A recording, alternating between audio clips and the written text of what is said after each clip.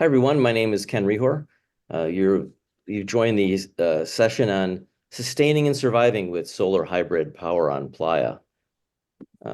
Welcome. I hope you had a great session this morning. We're going to be talking about how to survive everything on Playa. Electricity powers our life on Playa, and yet the rain that we experienced last year and the dust in last year and in 2022 really reinforced that we have to be prepared for anything.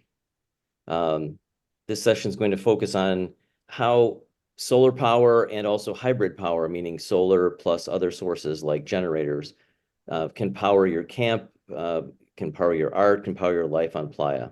So the idea of combining solar and batteries and generators can provide safe and sustainable energy regardless of the weather. This is just one contrast of on Playa. This was dust as we were building the temple, and this is the rain about 2 days later. So you all experienced what that was like. And what we want get from this session is we want you to be able to walk away as camp leads to be able to understand how you can minimize your carbon footprint, meaning reducing fuel consumption, reducing emissions, even reducing noise. We want you to learn from our real Playa experience. We have a panel of great speakers today. We're going to be talking about how they survived their camp and what the Burning Man organization is doing, and things like survivable design and construction, making the most of generators while using them least. And then we want you to be able to apply these to your camp. So we want it to be cleaner and quieter, and we can do that by deploying solar power for your camp, your art, your housing, your personal needs, and we'll show you how hybrid power will enhance that ability. Here's our session overview today. We've got a number of really great speakers. Marcus DePaul is going to talk about the Solar Dragon, what they deployed, a solar shade structure system that they built and really tested on Playa, and it was really impressive what they were able to accomplish. Ian Ernest and Craig Helfey are going to talk about how they went from building a solar bamboo e-bike to powering their entire village with solar power. Bruce Cooper is going to talk about optimizing generators for hybrid power.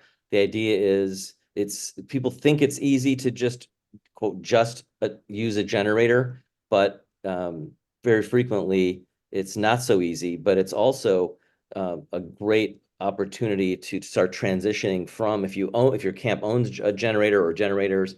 We're gonna talk about how you can adopt generators with batteries and most efficiently use and minimize the use of the generators.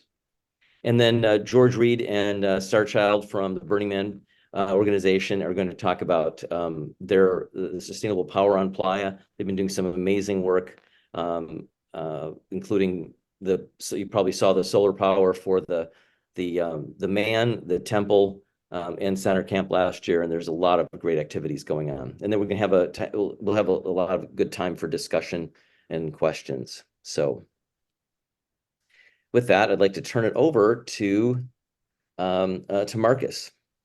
Okay, great. Hey guys, I'm from Camp Bao Chicka Wow Wow. I'm going to talk about our Solar Dragon shade structure system. So Bao Chicka Wow Wow has served 35,000 steamed buns over 8 burns. And our goal is to become the largest food offering camp powered by renewable energy. This was our 8th year. We did a hubs with 80 people in our camp and another 40 with Camp of the Rising Buns. This year we gave away 4,000 steamed buns.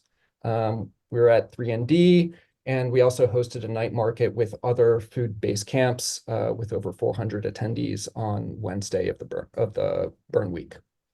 So we wanted to be able to completely power our central infrastructure, and we wanted a couple different guidelines to guide our design of the build, and that we wanted the assembly to require no tools. We wanted to use the solar panels as shade. We wanted to have as few parts as possible with minimal possibility of moop risk, so losing bolts and nuts.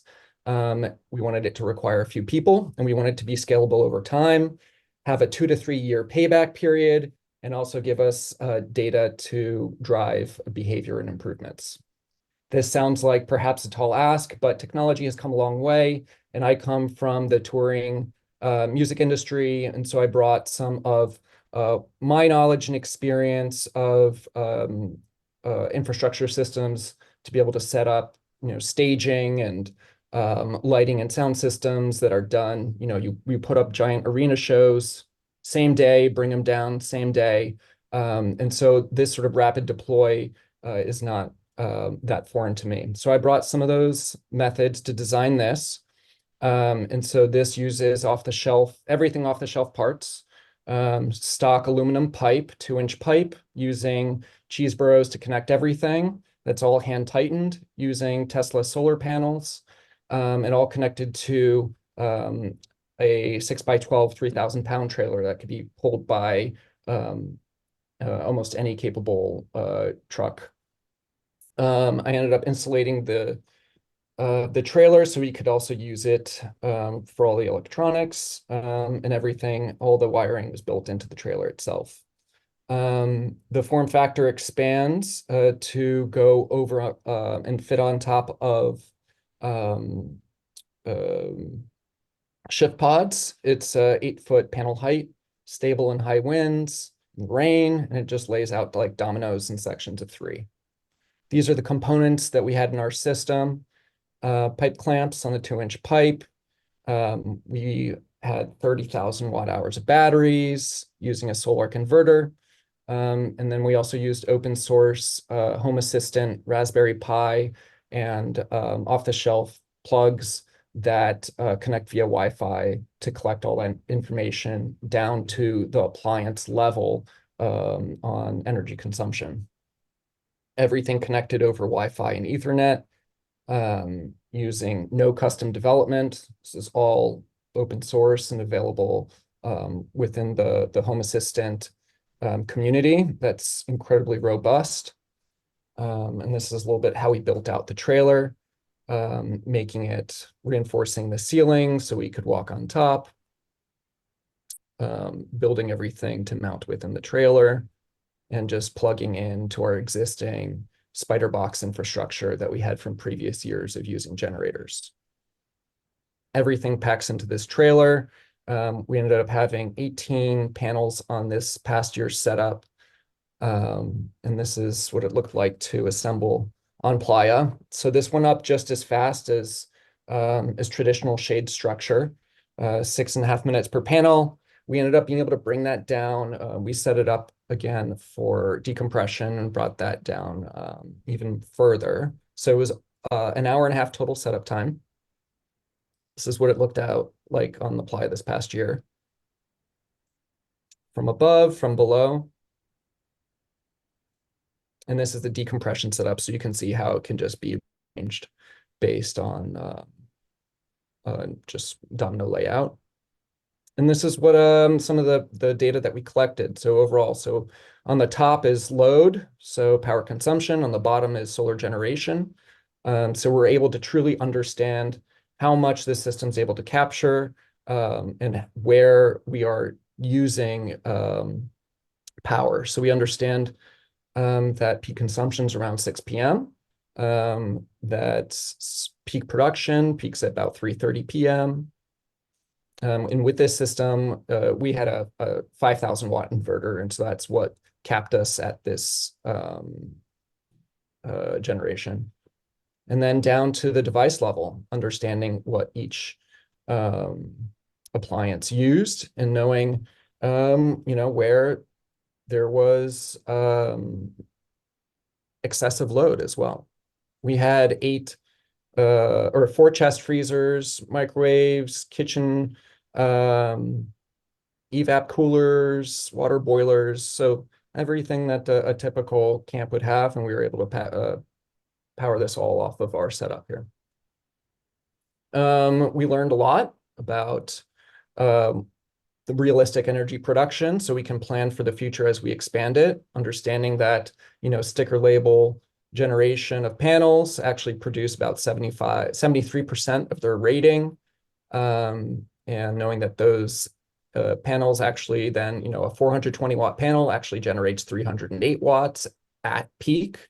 But then truly what's important is that, each panel can generate on average from the week with about 1900 watt hours per day.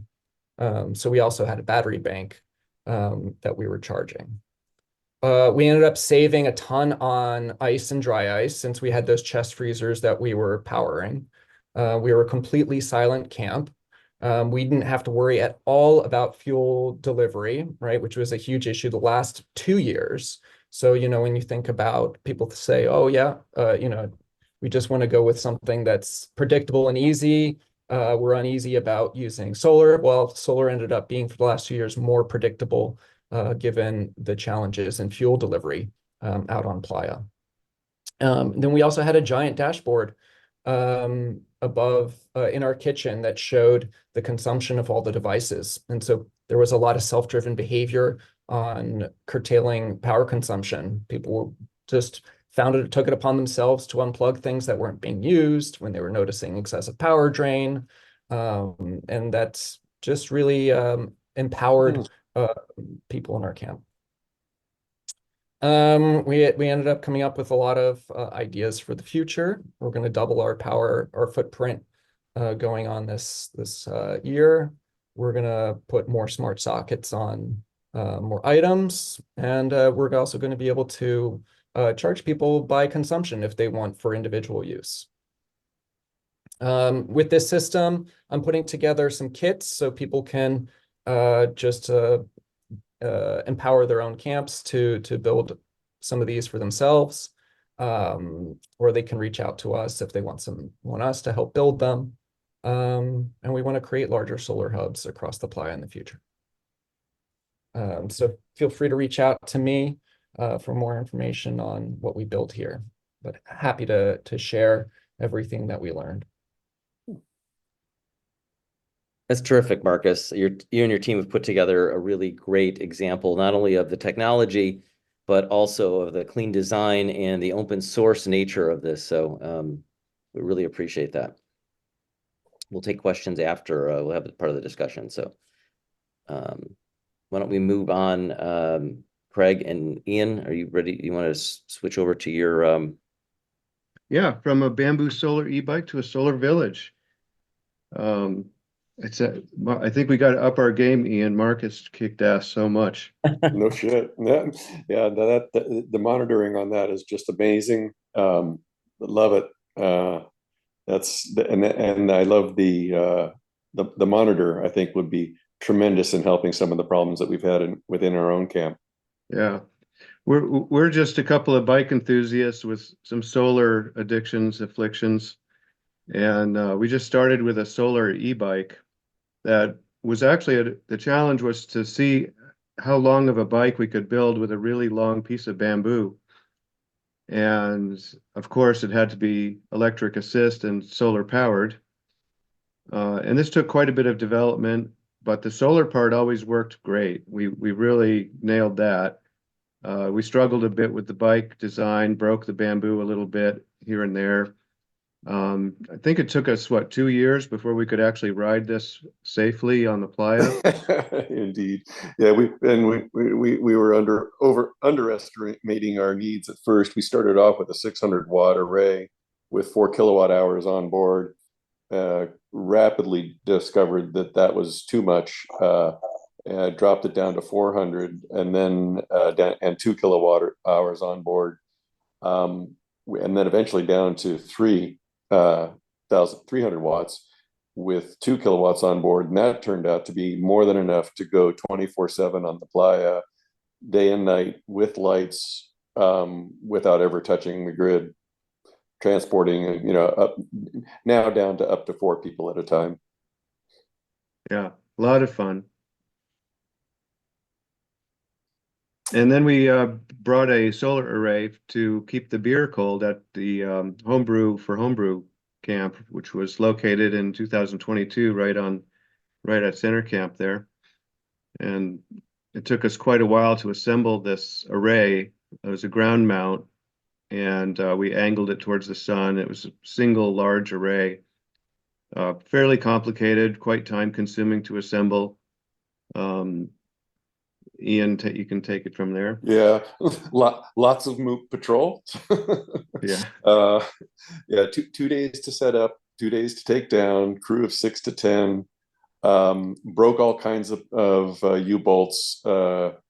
Basically, this is done with the Pro Solar racking system, which is designed to be put up one time and stay.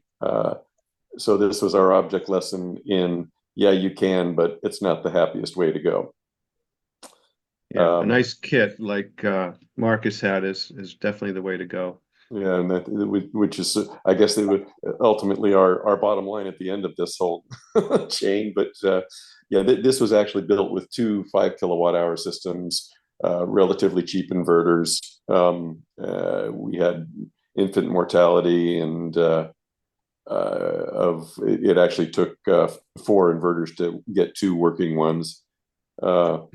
So we had our foray with the $800 cheap inverters, and that I would dissuade any prospective people from doing so. Yeah, spend a little money on inverters. That's just another view of the same array, all complete. Yeah. Yeah, we had a little station there to charge e-bikes as well. We set that up right there alongside the truck. That was pretty fun. Yeah, nice. We wound up a few iPhones richer after that, and a couple charge controllers. And enter the next year. Yeah, here we built a trailer out of an old boat trailer, and set this up to be deployed very quickly.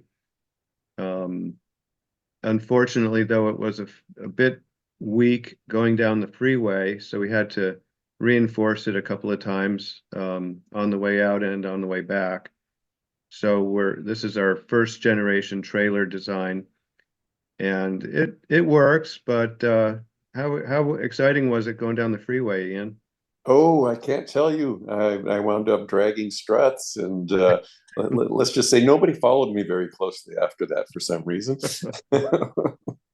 Yeah, no, the sheer of an array in a fixed location versus the dynamic loading that happens on the freeway are two very different animals. And so what the lesson from this trailer is, don't underdo shear if you're going to have a deployable array.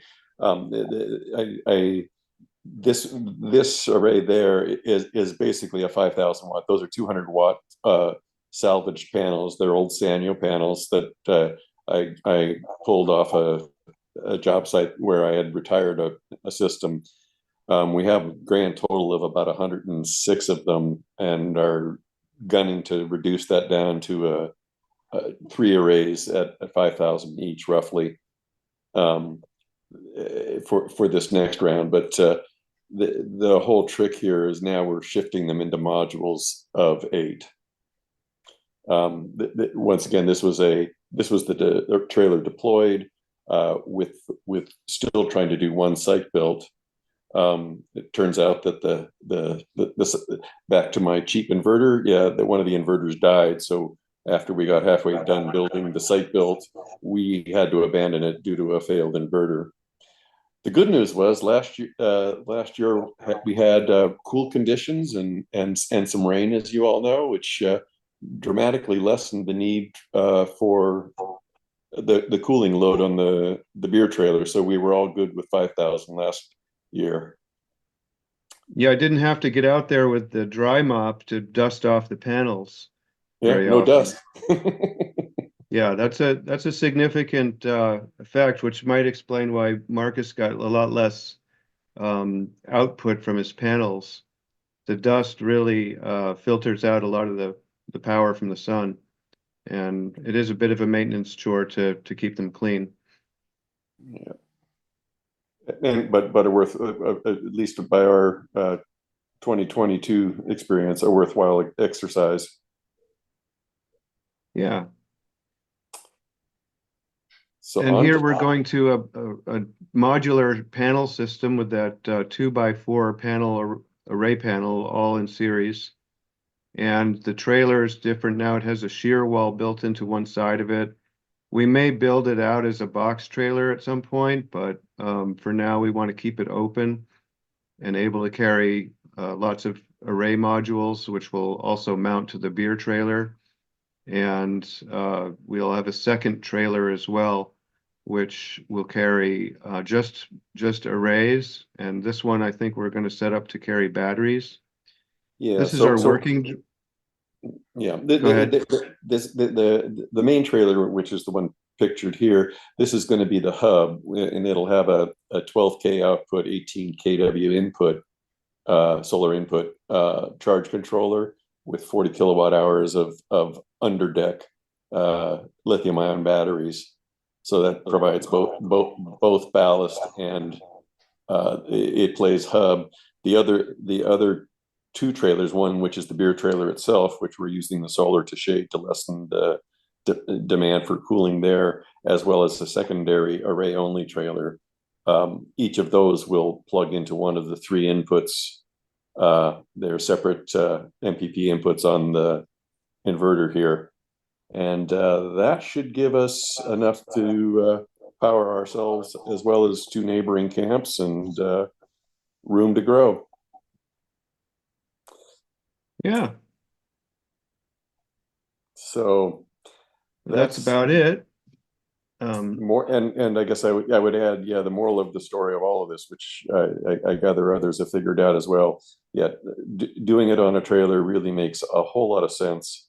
I would add, in terms of return on investment on this latest system, the other thing that I've figured out is that for the other 50 weeks a year, that I'm going to take this whole setup and plug it into a grid tied system with a, if you will, a hitching post, where it will provide both time shifting solar generated from that site, as well as providing backup power due to the wonderful nature of our PG&E supplier. But so anyway, that it all in that it basically gives us a serious system out on the playa, as well as continuing to let it be productive and useful in the default world afterwards. That was excellent. Thank you. During the discussion, I want to talk more about the improvements you made over time. And I think that purchasing survivable components is, I think, one of the keys there, not just how you install it, but what you buy. So thank you for that. Next up, we have Bruce Cooper, who's going to talk about generators. I mean, one of the things that Bruce and I constantly are talking about is how people can transition from fossil fuels to renewable energy. And frequently we get, both for artists and camps, they say, well, we already have a generator, so we're just going to continue with that. And I think Bruce is going to talk about ways that you can optimize your use of generators with battery systems. He's got some great points here. Bruce? Yeah, hi. So I'm Bruce Cooper, otherwise known as Badger. I'm also the founder of RAT and one of the leads. And there we try and get artists off the generator and onto renewable energy. Here I'm going to talk about generators. So we'll see how this goes. What do we need to optimize our generators? Well, for one thing, emissions. Part of what we want to do is reduce our fuel consumption and get onto reduced emissions. The goal here is to assist in helping with the 2030 environmental sustainability goals of negative or carbon negative. the problem is for every gallon of gas that you burn, you're putting 19 pounds of CO2 into the atmosphere. And for every gallon of diesel you burn, you're putting 22 pounds of CO2 into the atmosphere as well. So the idea is not to put CO2 into the atmosphere. And we do that by trying to be more efficient at what we do. And I'm starting right off with load. I'm going to just start off, know your load, know your load, know your load. Okay. Well, it's not a lot of fun, but once you get going, it's not too bad. But here's the thing. For sizing is critical. You want to size your generators correctly. So you can use, for example, we have an inventory worksheet Rad has put together, and I will post this in the chat. But the thing is what size generator do you get? Well, you utilize kilowatts. So here you can use the form, you can come up with the math on it, and the math is all there, and you can find out what your kilowatt rating or what the kilowatt load is going to be for that generator. We use kilowatt hours for solar, for wind, for generator hybrids, and also for home. That's where we use kilowatt hours, that's what we pay by the kilowatt hour. One thing, if you're interested in this, RAT has a course on Burning Man Hive, and it's called How to Do a Camp and Art Electrical Load Analysis. I strongly recommend that if you're going down that road, that you do a load analysis. It's critical. It really is. So, sizing generators. This gets to be a little weird. You have something called rated load and peak load when you go to size a generator. We all know the 2200 watt generator, right? Now there's a problem. They call it a 2200 watt, but that's peak load, right? What you operate in is from 0 to 1800 rated. The generator is not a 2200 watt generator. That's my take on it. It is an 1800 watt generator with peak ability. Okay, so watch it when you go buy your generators. You want to size those correctly. Now, the smaller consumer generators are going to be in watts typically, and your larger generators are going to be in volt amps, okay, or kilovolt amps, I should say. There's a difference here. One is based on volts times amps gives you watts. The other one involves power factor. And I don't really want to, within 10 minutes, get into power factor and all that. I just want to make you aware that generators are listed either by watts or volt amps, or sometimes you'll find both, okay? I'll let you do the research on power factor, and because we don't have time. Consider other considerations. What's going to happen when you start up everything in your camp? Do you have enough there, enough of a generator to power that, or do you want to reserve your power for the critical systems? The other thing you got to think about is, what about current inrush? Current inrush is when you start like a motor or power up a transformer, where you get this big current surge. It can be anywhere from 1.5 to 3 times the operating current. I've seen it even higher than that, but it's momentary. It spikes up and drops back down. Also, what about growth? Allowing for growth in the future. That's kind of a critical thing too. You don't want to keep buying different generators. You want to kind of size it without getting too over the top. You don't want lightly loaded generators. Stay away from lightly loads, no less than 30%. And the reason why is because diesels and gas generators don't like to be lightly loaded. It creates wear, incomplete burning. You're going to get oil burning. You got ring fouling, you got valve fouling. You can start in on what they call oil pumping. And then gas. With gas, you have cleaning spark plugs. You've been out there cleaning your spark plugs, right? Lightly loaded engines can do that. It can foul up your spark plugs. And then there's something called wet stacking, which on diesels, they slobber fuel and oil. If you got them at idle or at a lightly loaded condition, and that can create something called wet stack. They're pushing into C40. And that's for your amusement right there. It can start a fire. I don't know how many fires have happened on the Playa because of wet stacking, but something to be aware of. The other thing is you don't want to overload your generator. 70 to 85% is a good number. If you want to run your generator at 100%, you need to make sure that you can do that. Check the manufacturer, read your manual, whatever it is. You might be able to run it for 100%, but for like 500 hours or whatever it is the manufacturer has. You don't run your car at 100%. Don't beat up your generator. Okay, just a thought. And remember, you have that rated load area from 0 to 1800, for example, on that generator, the 2200. From 1800 to 2200, that's where you have that spike, where you can have that current spike, but you can't live there. Like I say, if you have too big of a load, you're going to either get minutes, seconds, or milliseconds before your generator is going to trip out. So you don't want to be over that rated load. So you end up with heat, you end up with wear, shorter life, and your oil will suffer as well. It will degrade quicker. No, perfect. And is your generator compliant? So if you're going to buy a generator, rent a generator, you want to make sure that it's compliant with the California Air Resource Board. They have the most stringent regulations on generators, okay? Multiple states are now starting to adopt CARB certifications or compliance. The EPA also is out there, but they're not as strict as the CARB standards are. But they do deal with diesels. And they started in the 90s a tier program, which was a reduction of emissions. And we are now at tier 4F. It's the final F.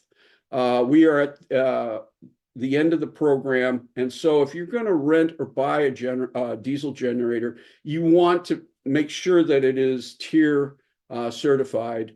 4F would be ideal, but they have 4s and they have tier 3s out there as well. But this is for new builds. Inverter generators is another option. Inverter generators is an option. Typically, they're going to be 10 kilowatt-ish and less, more on the consumer-based generator. Your conventional generator is going to run at 1800, 3600 RPM, depending on how many poles it has, right? And so it doesn't matter if it's a 10-watt light bulb or 150 or 1500-watt heater. That generator is going to just continue to run at constant speed or try to, okay? With an inverter generator, yes, it can run at constant speed, but it also has a button or an ability to turn it into a variable speed generator because it is an inverter generator. And so if you have a low load, the generator will run more at a slower speed. And as the load increases, it goes up in speed. With that comes fuel efficiency. With fuel efficiency, you end up with better emissions, okay? And then with that, you have a smaller fuel tank, which may or may not be an issue for your camp. Just something to think about. I'm running out of time here. I'm just thinking. So more efficiency. It's going to be quieter. You're going to have cleaner power. You have an inverter, so you're going to have a good sine wave. The pictures on the right side, the top one is a modified wave. Electronics, computers, laptops, sensitive electronics may not work with that. So the sine wave on the bottom, that's known as a true or a pure sine wave. Very pretty electronics like that. Now here is the hybrid.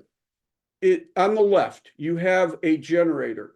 On the right, you have batteries. What you're going to do is you're going to take that generator, run it through a charger, and charge those batteries. From the batteries, that's your main source. And now you're going to run it through an inverter or convert it to DC depending on what your load requirements are. So why would you do that? Why would you have a generator and battery? Well, guess what? You don't need a big generator to charge the batteries, right? You can have a bigger bank of batteries. That bank can store a lot of energy and have it available to put out depending on the size of your inverter. But you can have a smaller generator. And so with that, you can be more fuel efficient, less fuel. I have a solar generator at home. It's got 9 kilowatt hours of battery. I drained it down the other day. I wanted to test this out and see how it all worked. I've done it before. I drained it down to 5% and I pulled out my generator and charged the battery up in 6 hours. Okay. I used 7.8 liters of fuel. That's it. And now I'm good. I can run my refrigerator for 24 hours on it, no problem, right? Or 48. No, it was 28 hours. That's what it was. No problem. I can run my house needs. If I need to, I got a generator. And that's the beauty of this system. You have a generator, you have batteries. If you're having a tough time, you can actually, if you're not charging your batteries, you can use that generator for auxiliary systems as well, if you have to. Now, the savings here, the fuel savings is anywhere from, and I had to double check this on multiple sites, they're talking about 70 to 90% fuel efficient, or fuel savings, I'm sorry. So that savings also means that you're not putting emissions into the air, right? Less fuel, less emissions, right? So that's the whole thing. You reduce your consumption.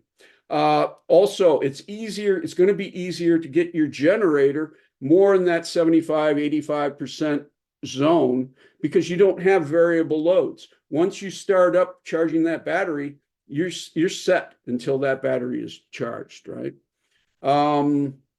Depending on how the charger works, I should say.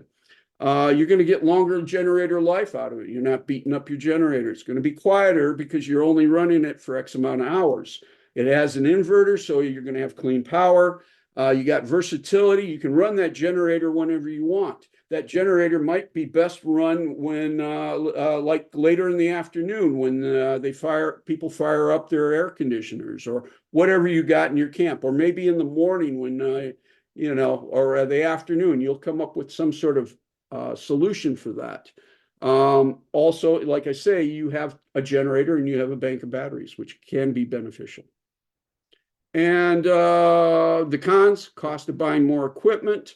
You still have a generator, and that's a con, but you're running less fuel, less emissions, less noise.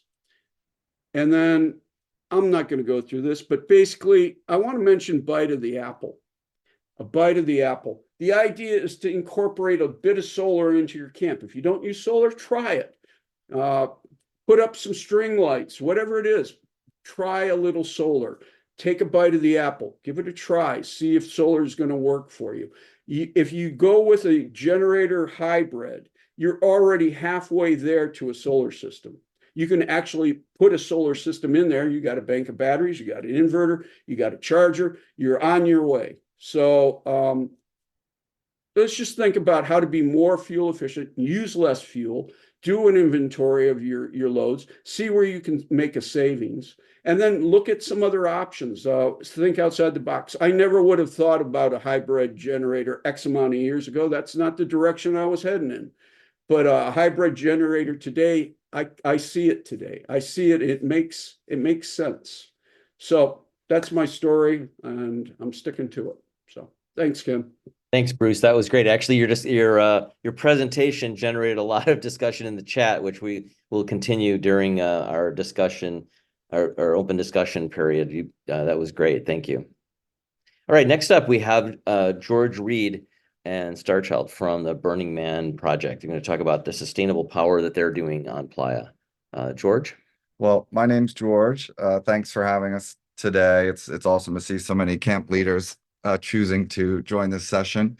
I see a lot of familiar faces on Zoom, and also just want to give a really sincere shout out to the folks at RAT for kind of spearheading not only the session, but all that you do year round in support of these efforts for our community. it's such it's a pleasure to watch, and just want to give you guys some love while I have the opportunity.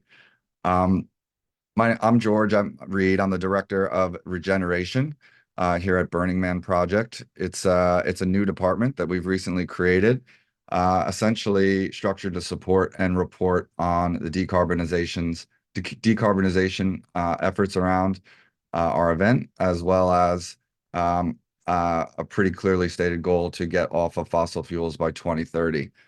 I've personally been burning since 2011 and full-time with the organization for about 2 years. In a prior life, I'm a recovering lawyer, and I've worked in the renewable energy space for about the last 15 years, primarily as a project developer of community solar projects and energy storage projects in the Northeast US. Um, I Bruce just did a really great job of giving a lot of the advice that we would give to camps, and Starchild's going to loop on here with me and give some of the experiences that he's had as our solar program manager. But I thought I'd maybe take a step back and let me see how I do that. Give a little bit of background and just high level insight in what we're doing as an organization, and share some of the learnings that we've had that will be actually relevant to a lot of what Bruce just said. But always like to just remind everybody, this work for us is rooted in both the principle of leaving no trace. We're sort of redefining the scope of what that really means.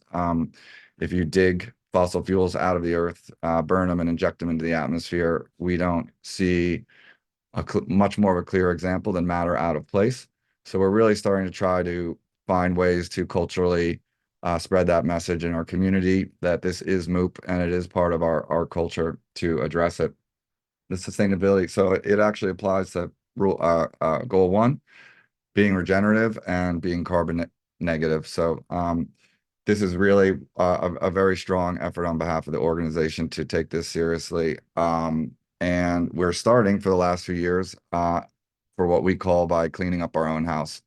So I wanted to, some of this stuff is new, but I wanted to give you guys a little bit of insight into some of the initiatives that we've run, what the impacts had, and then what may be coming down the pipe, and what ways that you guys can all participate along with us. So this year we had, I think it was 8 or 9, what we called initiatives. And I'm going to talk about a couple of them very briefly here today. We also do hope to have some more communications that are focused here, but just given the time, wanted to kind of give you the highlights.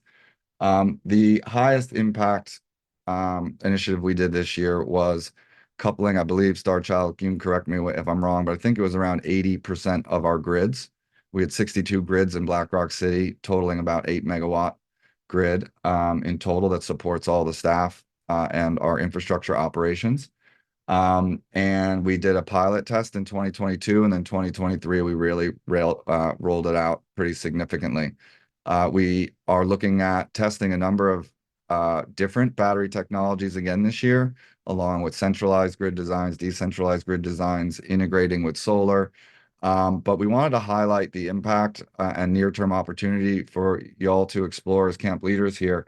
We had a really great experience with just coupling the diesel generators with batteries. And I'll maybe flip to another slide here to talk about it. A lot of the issues that Bruce just went through around sizing, that's kind of what we've done historically. With the addition of this battery hybrid technology, if you look, this is like basically a daily load profile. So you can see, up here, you can see it's the middle of the day. That's when it's hot outside and everybody cranks up their air conditioners. You've got this high load. At night, it's like 20 to 30% of what that peak load is, right? So you would have to size a generator producing up here 65, 70 kilowatts that will meet that peak load. So what that means, if that generator is running, it's either running inefficiently or it's just essentially wasting power. So what we found in this year, go to the slide, the grids that we coupled those generators with were able to reduce the generator runtime by over 50%, or around 50%, 50. So across our grid, that resulted in, depending on how you calculate it, 27 to 33% reduction in our fuel use this year, which is a very promising and exciting result for us to build off of. essentially what it does is it charges up the battery, it runs that generator very efficiently, and then the generator shuts off. And now you now have a tool there of technology that is allowing you to utilize every kilowatt hour that you've generated. So it's a big leap forward, and it allows us with the integration of renewable generation as well to really have a clear path forward to getting completely off fossil fuels. Another program that I'll highlight is you'll see it's called R99. We've started to pilot and expand the use of R99 renewable diesel. I can't make promises yet, and I don't want to get in trouble for what I say, but we are hoping to pilot a renewable diesel offering to participants this year on a small scale to test the market. It's going to cost more, so we're going to see who wants it. But our hope is to ultimately expand that program as well as renewable biogenically derived replacements for gasoline, kerosene, and propane in the coming years. We need to, if we're going to be eliminating fossil fuels by 2030, we cannot be selling it or offering it or facilitating it. So the development of these fuels and that market and that industry has the potential to be transformative, not only to our event, but to transportation industries around the country. I'll let Starchild talk about the solar stuff, but we started replacing our solar light tower, those remote light towers, diesel run generator light towers with solar light towers. We've expanded our mobile solar prototypes that we've been testing, including the mobile trailers that we call the Scarabs. We've collected all of our compost, and we're using it on a regenerative land rejuvenation project at Fly this year, but that resulted in over 20 metric tons of CO2e emissions this year, as well as testing out some electric UTVs and some fleet electrification options, and putting some solar on our properties in northern Nevada.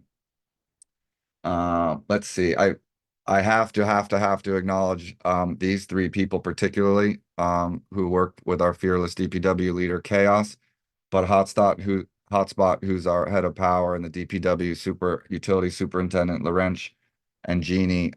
These folks are really global leaders and distributed off-grid power for these events, and we're very lucky to have them. And I'm telling their story here, so I want to make sure that they get credit. This is our little support team. You've got Stephen Chun, otherwise known as Ladies and Gentlemen, Liza Welsh, and Jenica Anderson. And these are the folks that are sort of helping facilitate these conversations along with Starchild, obviously, and facilitating our working groups of organizational leaders that have all kind of come and started to coalesce around this work. So we're really excited. A couple things just to note what you can do. We're really making a push this year for folks to appoint camp sustainability leads. We're looking at different ticket incentive programs. We're looking at other just communication channels where we can start to issue survey camp like questionnaires, tools, load profile tools, as Bruce was talking about, things that we can work with our community to help provide them with pathways to come along this journey with us. We're about 30% of the power and emission profile on Playa right now. So there's no way we get to zero without our community. And in many ways, as you've also seen on this call, our community is leading the way. Sign up for Blast. That's Burner Leadership Achieving Sustainable Theme Camps, I believe is the thing.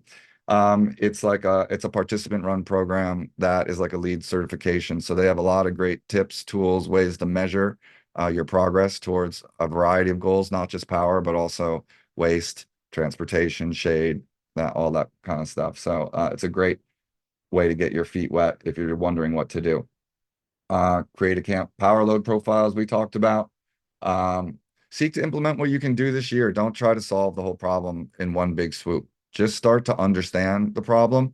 If you see an opportunity, test it, play with it, and then look at how that might work to expand in the future. We've seen that have the most success with folks where they take on bite-sized pieces at a time. They start to understand the program, and then after 2 or 3 years, they suddenly realize they can get there. So don't put the pressure on yourselves to try to solve it all at once and put your whole camp at risk. But certainly please try to dip your toes and make some incremental change where you can. As I mentioned, through the sustainability leads, we're going to look to be issuing guidance and support tools throughout the year. So please try to get on those distribution lists and tell us about your projects. With our team here, part of it is promoting this work and the successes and the failures for learning for our community. So that's what we're here for. You can write myself on george.reed@burningman.org, or you can write sustainability@burningman.org or starchild@burningman.org. And we'd love to just kind of know what's going on. That'll help feed into our missions reporting so that we can showcase participant emission reductions, as well as give us opportunities to highlight your stories in any of our public comms as this stuff becomes more and more of a, hopefully more and more of a proactive communications messaging from our organization. I think I've probably already gone over my time, so I will hand it over to my good friend, Matthew Deluge, otherwise known as Starchild, or on the radio, Barack Obama. Thank you, George. Hey, y'all. Yeah, we are noticing the time. We're getting really close, but to be honest, all I'm really going to do here is just beat some of the points that we've been making so far just into the ground as hard as possible. I got 3 slides here, and the titles are basically increasing opportunities with sustainable practice. What I mean by that is that each camp is different. Every situation we run into is different, and we all have different opportunities to implement sustainable practices, and those change depending on the season, the weather, our needs, et cetera, et cetera. And so here we are with our load chart again, trying to create a load profile. This, I cannot stress enough, everyone. This is so important. This is like if you're trying to run a business or you're trying to have a house and you do not have a budget, this is your power budget. You need to figure this out. Whether you think it's fun or not, it's so important. You might as well not even bother looking into anything else as far as energy and sustainability stuff without doing this practice. Trust me, you're going to find things you're like, I can't believe that we're wasting energy on this. Or you're going to find things be like, I can't believe this drew this much power. So please definitely spend some time with these load charts. I found this one when I searched on Burning Man Hive for load analysis, and Rat has a really, really amazing kind of walkthrough on how to do a camp load analysis. These are 3 art projects that I had the pleasure of working with. We actually helped just over a dozen art projects last year with some sort of solar help, whether it be just information and assistance, or whether it be with one of our Scarab solar trailers that you can see in these pictures. And the one thing I want to point out with each of these is that, and you may not know it unless you work with the art department, each of these art projects and almost everyone that gets placed on Playa has done a load profile and works with their art representative to come up with that load profile to figure out what's the best way for them to power their piece when it's in the middle of the playa and they got to walk out there to try and fuel it every day. The first one here is an artist from Reno, lots of experience on Playa, not too far away, wanted to do partially their own solar to set it up. Again, not very many challenges as far as getting stuff out here. And their system, if I remember properly, has one of our Scarabs next to it because the clouds really kind of affected their situation out there, and their system was sized almost perfectly. The Hedgehog Temple, those guys were from, or that team was from Ukraine, and so very many challenges when it came to shipping their infrastructure out, and had to think about what was the best way that we could get them to get their art on Playa, as well as their situation as far as needing power was mostly build, and a lot of the lighting could either be handled by individual solar or really it was a small lighting load in the evening.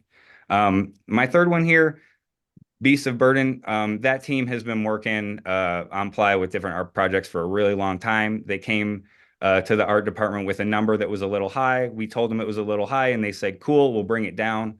And there you can see one of our Scarab units helping power that art piece last year.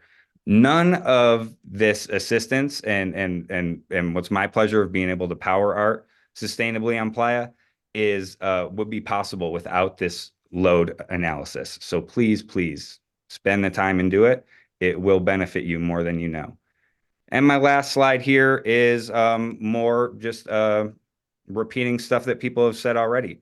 I would like to point out that a lot of times we're thinking of, and George mentioned it, a lot of times we're thinking of a solution that will really encompass all of our needs and help get us right off the grid. But more often than not, when we try and implement plans like that, they fail.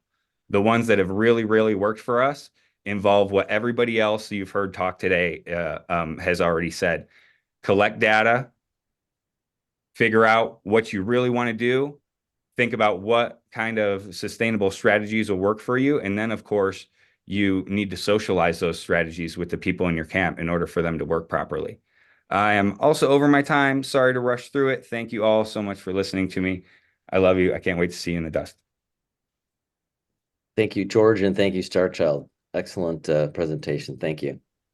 And really glad to see what you're doing at the org to at the larger scale.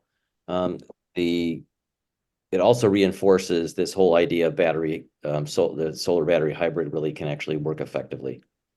Just a couple of points, then I'm gonna open it up for discussion. I think what we saw here for these camps, all solar can work.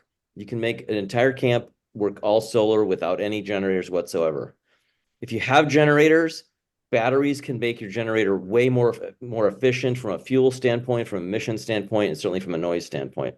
It's a great transition also to an all solar system. You might, over time, you might start with a generator and then add a battery, and then at some point you may be able to just get rid of the generator, especially as battery technology and cost just dropped dramatically and will keep dropping. And it also will, this combination of solar and battery, solar and batteries and generator can allow you to handle bigger loads than just by the generator itself. So with that, I want to open it up for discussion. Do we want to start with let's see. We want to start going through some of the questions, or whenever somebody raise hands, who wants to start? I have some questions that came up through various parts of the discussion, going all the way back to Marcus DePaula's presentation. Lily Shevchenko was actually just asking if that presentation was a shareable document, because it was so many great references. When you're leaving, I just need. I can certainly make it available. It should be on the RAT resource page as well. Perfect. The other thing Lily was wondering, and it's a common concern, is methods for cleaning panels during the burn. It also came up during Ian and Craig's presentation, where panels are put in such a large array, it becomes kind of difficult to clean them. Yeah, you can use a leaf blower. That seems to be the most effective method. The dust is pretty light. Rain last year scrubbed them clean without having to do anything, which was helpful. But yeah, so you can arrange them, and depending on the array, so you can make stagger them, so you can have access to be able to use a big leaf blower. That's the easiest thing. We used an extension handle on a one of those big dry mops that you see. They're like 4 feet wide, shaggy dry mop thing. That worked pretty well. It pulled the dust right off. And the extension handle was just from a paint pole extension handle. That worked okay too. And Craig, while you're responding, Amos had a question about what is the beer that you guys are providing up by? It's all homebrewed beer from brewers in the Reno and throughout Nevada. So we give away 600 gallons of homemade beer. Beautiful. And Bruce, well, it's kind of a basic question. Big Tooth had asked how we can put 22 pounds of CO2 into the environment when a gallon of diesel only weighs 7 pounds. Yeah, I was waiting for that one. I've already had this conversation a few times. It's molecular weight. You're taking carbon and combining with oxygen. Molecular weight adds up. Does that make sense? No, I'm not a chemist, so. O2.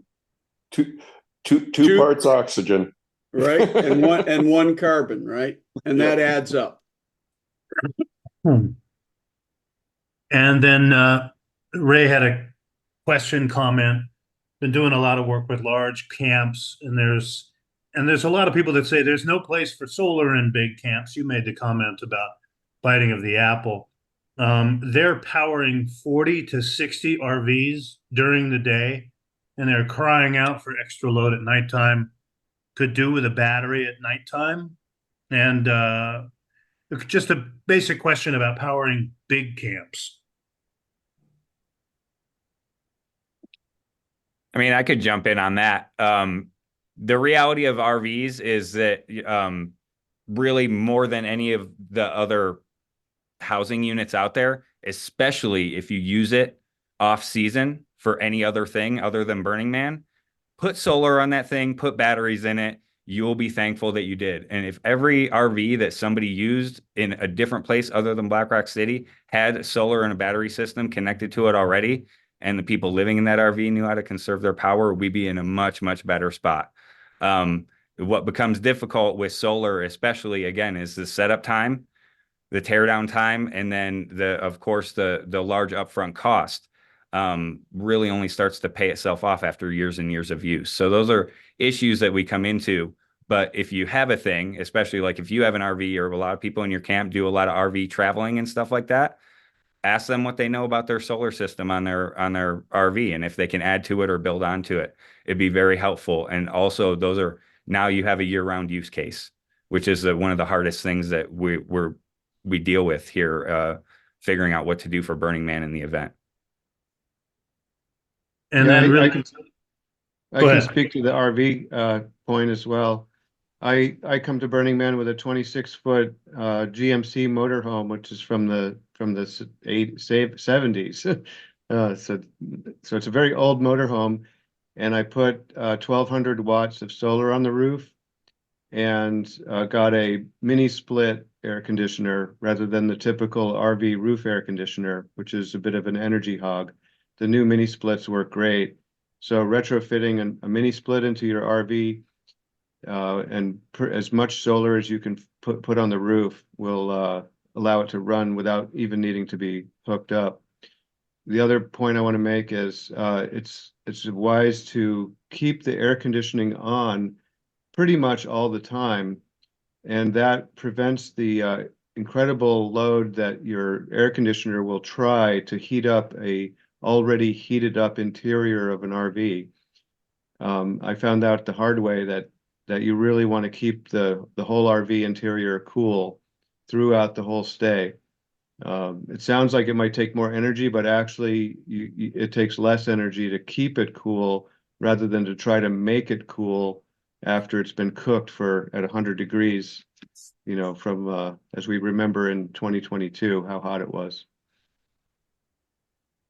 And then there's just one last question, comment, and it had gone to George really from Ian about plugging into a grid at the Fly Ranch, but the idea of a grid or the idea of creating ways of sharing all that excess power. People fire up a generator, they're running it at 20%. Is there a way to advertise, hey, we've got an overflow of, we got 60% that we're not using, anybody need it, anybody want it? Charging electrical vehicles and whatnot has come up as the discussion. If the generators are turning on, there should be some focus on using all that power, get it up to 80%. If the camp is only using 20, who else otherwise outside of a hubs connection might be able to use that remaining power? It's not really a grid so much as an organization for efficient usage. Sure. Anybody got ideas? I heard my name, so I thought maybe I can give you some quick insight because we've been thinking about this. The fly thing is different, but what we are doing, Fly, I think someone noted in there too. They're completely fossil fuel free. They've never burned any fossil fuel on that property, except in the vehicles that come in and out. But for any of their power needs, we've now transitioned a lot of their stuff to electric UTVs that they charge on solar out there. but we are looking to transition Black Rock Station off of fossil fuels. We're going through a permitting process right now to redeploy the unicorns that Star Child designed that powered the man and the temple and center camp to hook into the grid there. So that's also another experiment that we're running, interconnecting those unicorns that have battery capacity already with a central battery control system to take that property completely off fossil fuels, which will really help get all of our operations in Northern Nevada off of fossil fuels. On the electric vehicle side and the balancing of the grid where you have excess power, in lieu of having a direct hybrid system where you've got a battery connected to that grid, you are right to identify the opportunity that when those generators are running up inefficiently, that they are essentially wasting power. So we're seeing people now, and we're looking at this in our grid. Unfortunately, now we have, well, fortunately, but we've already sort of solved this problem by having batteries. But if we do have grids that are off batteries, we're looking at ways to time that and alert where people can charge their electric bikes, charge their vehicles. There's so little time to talk about so many things going on, but we have participant groups right now that are testing electric vehicle bi-directional technologies and software. So we see a world where folks can run and charge up their car on either on an inefficiently run generator that's otherwise wasting power, or some other renewably charged resource that might become available in the future, and then drive your electric vehicle back to your camp and plug your car into your camp and run your camp on that. So there's all sorts of interesting ideas that are starting to come that I think are going to take a few years of testing within the community, but I have a feeling that a few of them are going to spark. But you mentioned it as well, hubs. If you're looking, that's a big opportunity. That's something that we're really hoping people can start to utilize when they're placed together, really looking at where do we share resources and find these opportunities for synergies. So I'd also say that the first step is just really logging power consumption, right? So just go out. There's plenty of off-the-shelf systems that you can buy on Amazon or whatever, just to log your power usage on these generators, and then you really understand how much do you have available, right? When are your peaks, when your population swells in the middle of the week, and then you know what you have available. You either scale down your generator that you're renting, or you know, okay, well, we actually have this much to bring in another camp and share as a hub or something like that. So, you know, I think, yeah, what I wish is, I wish these generators that are rented from, you know, all our OSS vendors, I wish they came with better, you know, data outputs so people could just see, you know, what they are using throughout the week. Neil Yeah. brought up a point in the chat about hybrid. One of the points about auto start of the generators from some of the battery system. Neil, do you want to talk about that, or Well, there's a couple points I'd like to make. If those of you who don't know me, I'm Neil Pasavada in the default world. I do this for a living in live entertainment. Let's decommodify ourselves right now. And it's, you know, I've talked to the folks, maybe a little selfish of me, but I don't want to be an OSS vendor because I like to spend my time at the Playa not being a vendor. But advice and input is definitely free over here. I run the largest sustainable energy company in live entertainment. Ken was just with us at Willie Nelson's Luck Reunion, which we powered a 5,000 person festival with multiple stages, completely fossil fuel free. And we just finished South by Southwest. Last night, Bootsy Collins played on our stage. Again, 100% fossil fuel free. A lot of the discussion here are things that we have a lot of experience and data with. And I was supposed to present here, but unfortunately, loadout went late, so let me give you guys a few quick pointers. First of all, cost is always a thing, right? And I said it in the chat, but I'm going to say it again. When you look at what we're spending with fuel, you look at what we spend on equipment maintenance, we look at how much the Playa beats up generators. It's actually no more costly to have a hybridized battery generator system than it is to go out and buy a generator, period. The total cost of ownership for the hybridized system is going to be better than that diesel generator that any camp purchases in only a couple, maybe 3 burns. So if you have the wherewithal to make that upfront investment, don't buy a generator. Just don't, unless you're going to do it in a hybrid setup. Number 2, I wanted to mention real quick some of the some things to think about when you're doing solar trailers and such. We have found we have discovered 2 major things in solar panel efficiency.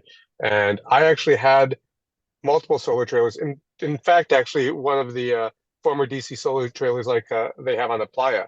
And we went away from them, though this isn't really characteristic of the DC trailers. They'll allow you to do this, but we went away from them because being able to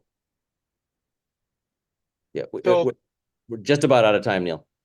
I'm sorry, being able to get your solar tilt right and being able to position is a lot. Also, one last thing is with the wind on the Playa, if you can get that roughly 22-degree tilt on your panels, you don't have to clean them nearly as much. In fact, rarely, because a lot of these panels have an anti-static coating on them and the dust just sheets off.